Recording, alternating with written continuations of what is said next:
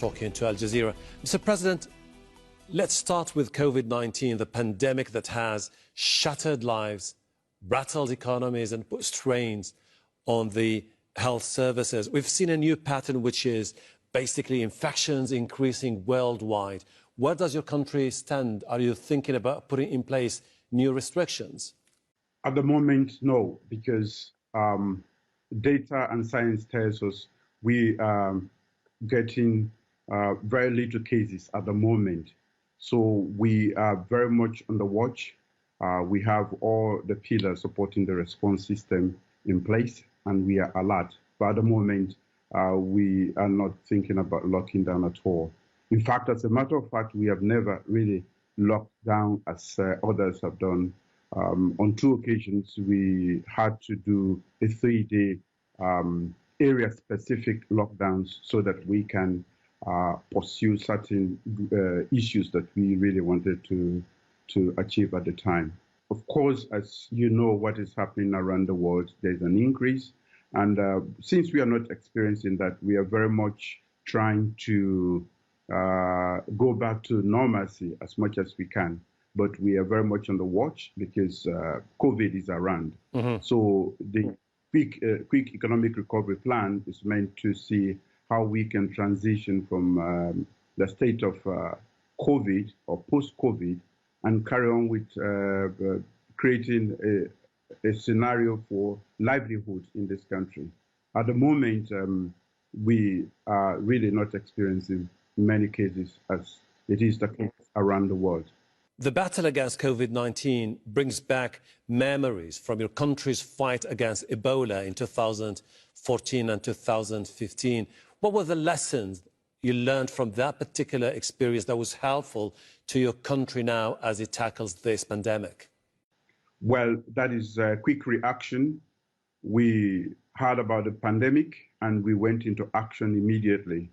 And using our experience with Ebola, we were able to mount a preventive structure to make sure that we could prevent the advent of COVID in Sierra Leone. But of course, we knew we were fighting a losing battle because it was all over the world, and being part of the international community, we knew it was going to come here.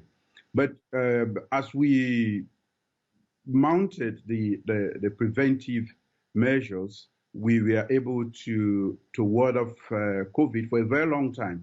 And during that time, we were able to stand up the various structures. Luckily, we've had a very bitter experience from Ebola, and we had still people in the system who had the expertise, who had the knowledge, and we were able to put our national COVID response team together.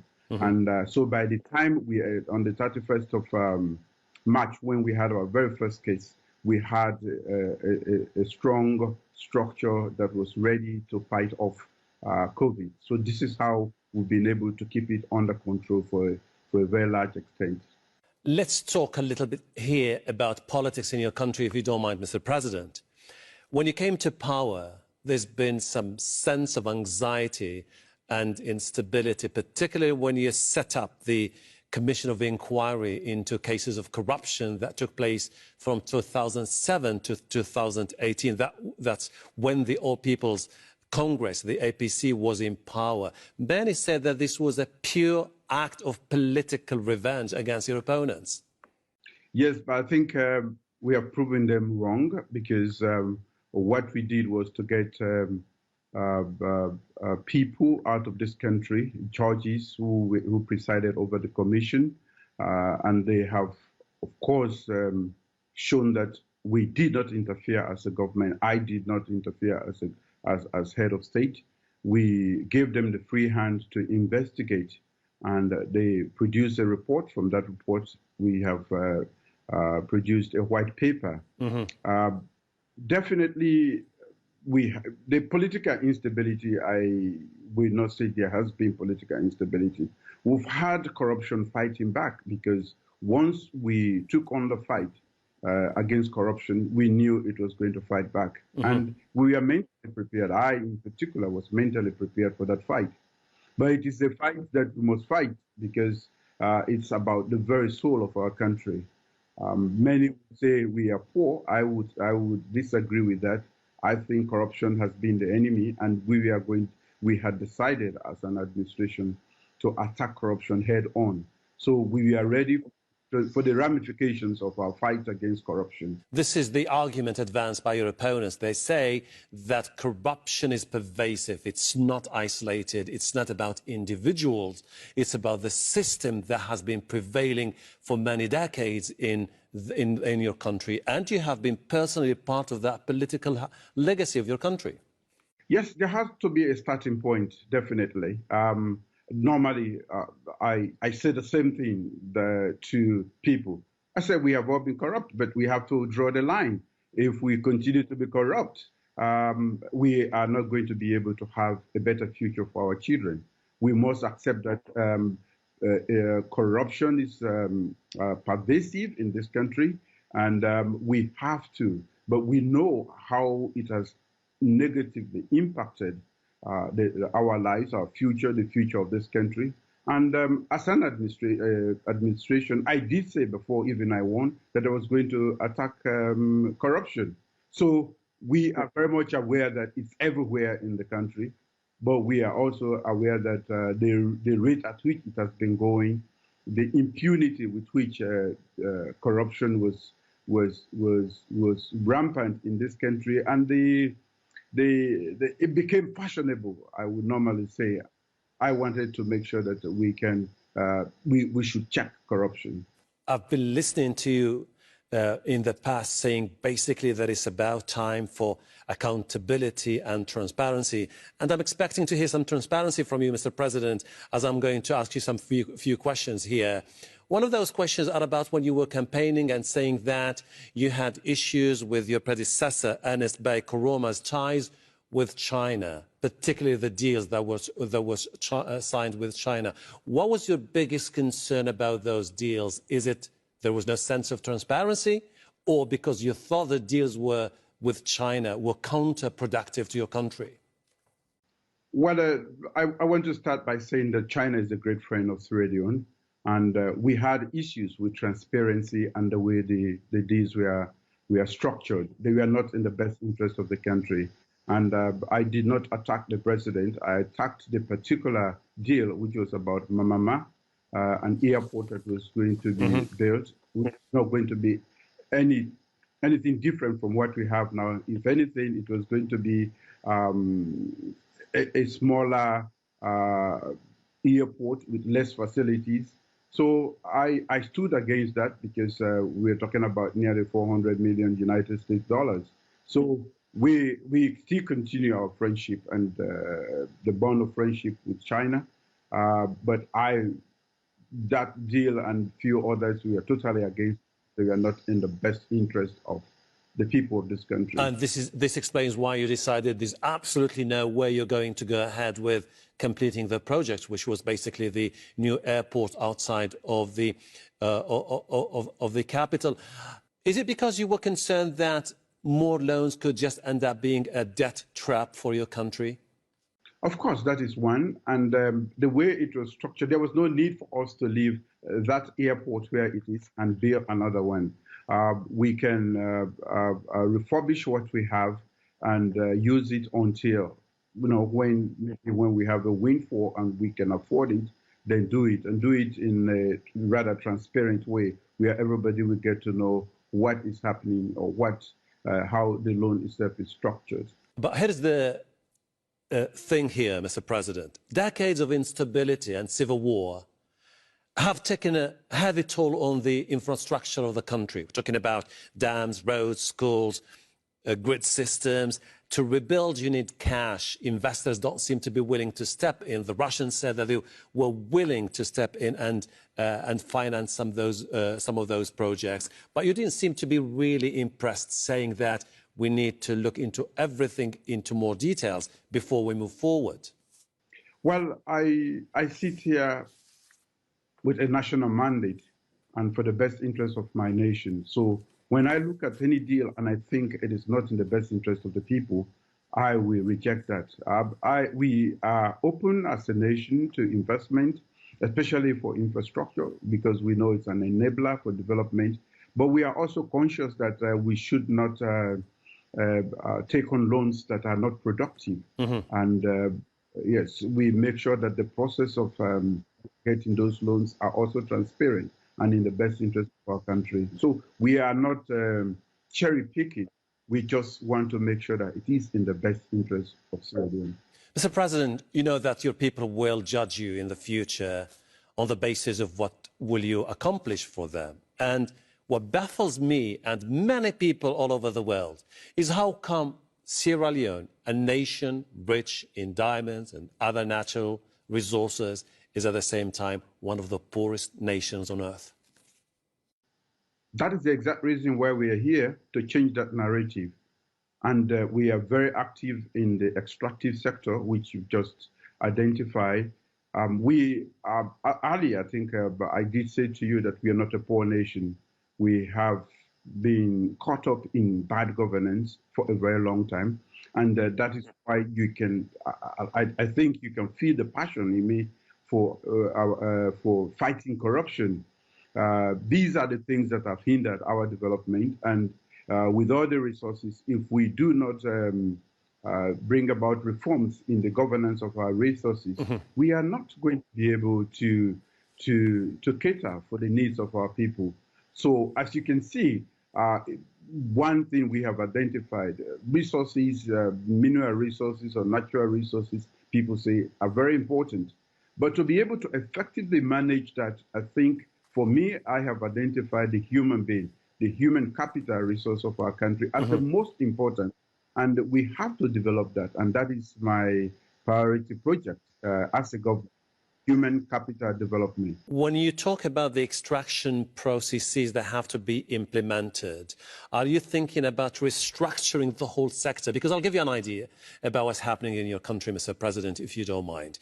It's so poorly organized, the diamond mining sector, to the point where you are famous for being the country where all it needs is just a shovel and a sieve, and there you go and try your luck. This does not work. You cannot move forward as a nation if you continue operating under this particular scheme. Well, that's why I told you that we are trying to sanitize the extractive sector. We are rich. We have resources. Beneath the earth, that the piece of land that we sit on as a nation, there are a lot of resources.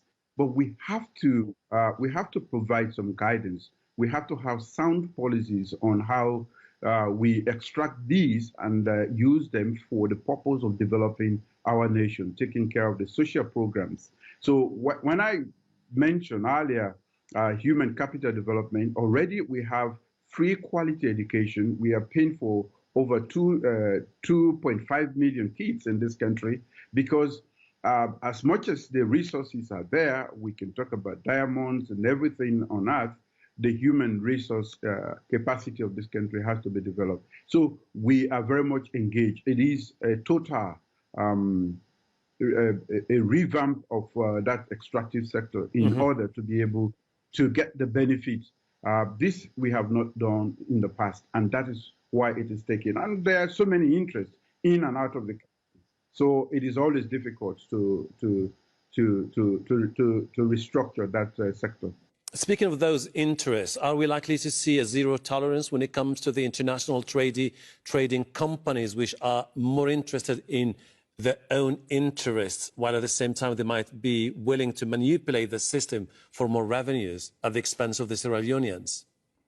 Of course, there are companies, international corporate organizations that come in with and invest. We expect that they should have returns on their investment.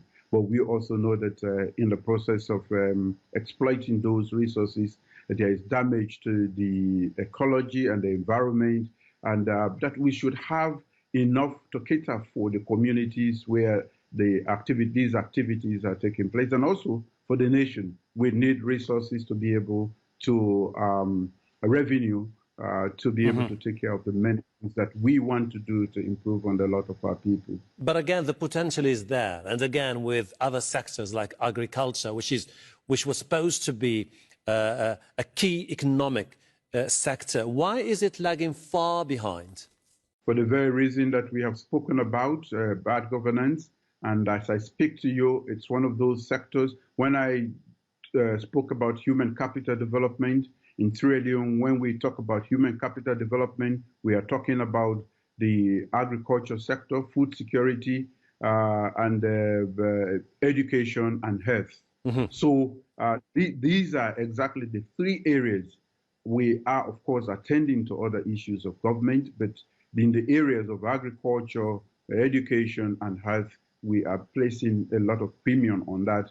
And we know that I have said to the people of this country that we should be exporters very soon, and we are working on we are working on a policy shift to make sure that we can produce enough for Sierra Leone and even export. Food security is really on our mind. When you read reports of international organizations like the World Bank or the International Monetary Fund, which basically predict that your economic growth of your country will contract by something like 4%, and that inflation will continue to hover around 16%, plus more than 50% of the population which lives below the poverty line. Doesn't this look a grim reminder of what might happen in the near future? You seem to be facing an unprecedented, massive challenge ahead. These are definitely very difficult scenarios you've just spoken about, but we are also determined to make sure that we are putting in place sound policies, shifting away from policies that have not paid off from the past, and making sure that we can the inflation we have been reducing consistently, as a matter of fact. I mean, corruption, you might have had, when I took over, it was in the region of 49%, according to the rating by the MCC. Mm-hmm. Now we can talk about 81%. So it is not going to be an easy job. I don't expect that. But I'm very optimistic, and we are determined, and I'm sharing that optimism and with the people of this country, that only we, Sierra Leoneans, can change the fate of this country. And that is why I remain optimistic, because our people are beginning to buy into that, and we are going to fight the odds, as we have always done in the many instances where the nation has been faced with very serious challenges. And you seem also to be willing to somehow change the stereotypes that have been going on for quite some time about your country. Those images of young fighters roaming the streets of the capital and elsewhere, pillaging villages. And to do that, you said that two things need to happen. First of all, education, and number two, the gender gap in your country. Can you give us an idea about how do you think you can move forward when it comes to those two important issues? Education and gender. Yeah. We have taken up the education, as I've said many times in this interview, as the main thrust of our government. We have declared free quality education, wherein all kids from pre-primary to end of secondary school, we go to school at the cost of government. It is not free. We pay for everything, from learning materials to tuition to teaching materials, and we are even providing food in some instances. That is to make sure that everybody goes to school. We know the benefit of education. For the girls who have been disadvantaged for a very long time because of culture and neglect, we have also been doing quite a lot in that area.